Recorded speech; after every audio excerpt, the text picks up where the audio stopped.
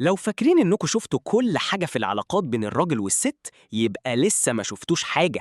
خلينا نشوف الموضوع ده وإيه رأيكم فيه. أغرب طلبات الستات. طلبات بتخلي الراجل يحس إنه في امتحان قدرات مش في علاقة. بس الصراحة ردود فعل الرجالة عليها بتكون حكاية تانية خالص. تعالوا نغوص في عالم الكوميديا اليومية ده ونشوف كم موقف يثبت إن الحياة مع الستات مغامرة لا تنتهي. الموقف الأول: عايز آكل بس مش عارفة إيه. حبيبي، أنا جعانة قوي بس مش عارفة عايزة آكل إيه.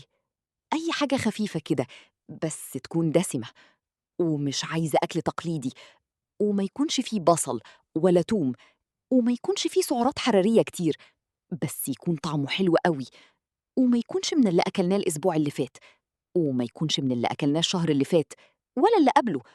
ممكن تفكر لي في حاجة؟ يعني عايزة أكل بس مش عارفة إيه، خفيف ودسم، مش تقليدي، من غير بصل وتوم، سعراته قليلة، طعمه حلو، وما كررناهوش في آخر شهرين. طب ما تيجي نطلب بيتزا؟ لا، مش عايزة بيتزا. طب سوشي؟ لا، مش ليا مزاج. طب أعمل لك ساندويتش جبنة؟ إيه ده؟ هو ده الأكل اللي بتفكر فيه؟ الراجل بيحس إنه محتاج يفتح مطعم عالمي عشان يرضي كل الأذواق دي. الموقف التاني: إيه رأيك في الفستان ده؟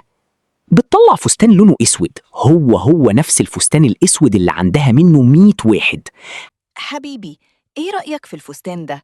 حاسة إنه جديد ومختلف. الراجل بيبص للفستان وبعدين يبص للست وبعدين يبص للفستان تاني وهو بيحاول يلاقي أي فرق.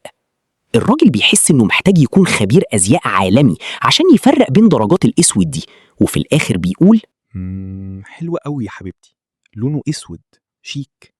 بس هو مش نفس الأسود اللي عندي، ده أسود مطفي، وده أسود لامع، وده فيه قصة مختلفة من عند الكتف، وده فيه كشكشة بسيطة هنا.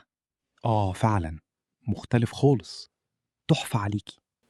وهو بيدعي ربنا إنها ما تسألوش عن الفرق بين البيج والأوف وايت. الموقف التالت: عايز أخرج بس مش عايز أروح أي حتة. أنا زهقانة قوي يا حبيبي، عايزة أخرج بس مش عايزة أروح أي حتة. يعني مش عايزة مطعم ولا كافيه ولا سينما ولا مول.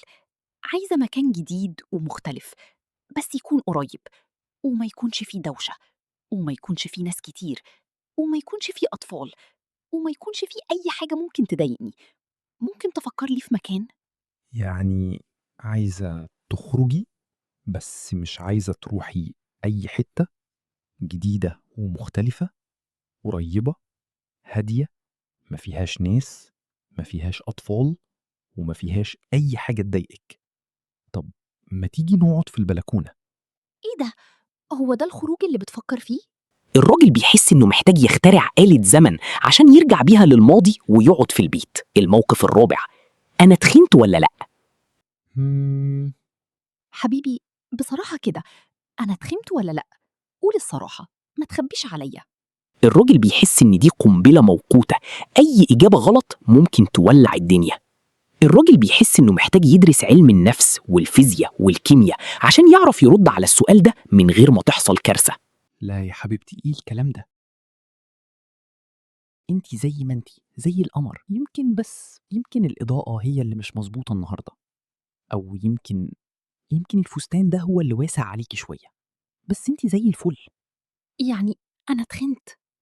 في النهاية طلبات الستات دي مهما كانت غريبة هي اللي بتدي للحياة طعم ولون، وردود فعل الرجالة عليها مهما كانت كوميدية هي اللي بتثبت إنهم بيحاولوا على قد ما يقدروا. فخلينا نحتفل بالكوميديا دي ونضحك على نفسنا ونحب بعض أكتر وأكتر، لأن الحياة من غير الطلبات دي والردود دي هتبقى مملة جدا. قولوا لنا إيه أغرب طلب طلبته منك الست وإيه كانت ردة فعلك. مستنيين تعليقاتكم.